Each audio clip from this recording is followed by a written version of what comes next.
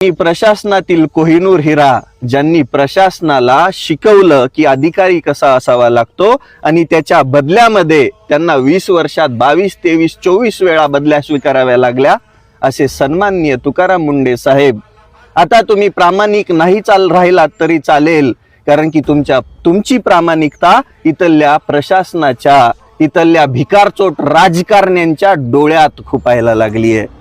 माझी सन्माननीय खोपडे साहेबांना एकच प्रश्न आहे, तुमच्या खोपडीमध्ये मेंदू असेल तर फक्त एकदा तुम्ही किती प्रामाणिक आहेत याचं उदाहरण द्या।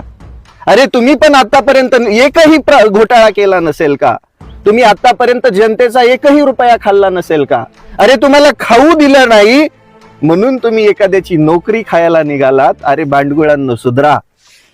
ज्या व्यक्तीच्या 20 वर्षामध्ये 22 बदल्या होतात तो व्यक्ती प्रामाणिकच असतो, कारण की तो कोणत्या राजकारण्यांसोबत सांभाळून घेत नाही, जे इतर घेतात।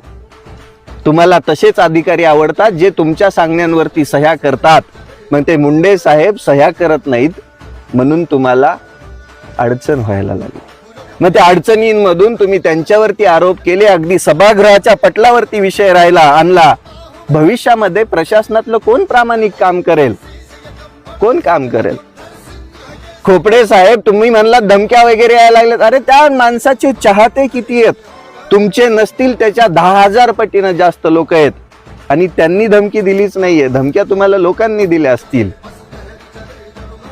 अरे कोहिनूर हिऱ्याला गिळायला निघालात, पण एक गोष्ट लक्षात घ्या, जेवढा तुम्ही या महाराष्ट्रात अन्याय कराल तेवढे तुमचे दिवस भरले जातील। तुमच्या पापाचा घडा एक दिवस भरेल, आणि तो पापाचा घडा भरला की ते फोडायचं काम इथली सामान्य जनता करेल, हे लक्षात असू द्या।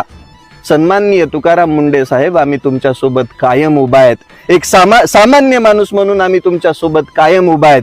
तुम्ही तुमच्या प्रामाणिकपणाला तिलांजली देऊच नका, या बांडगुळांना बरोबर आग लागली आहे।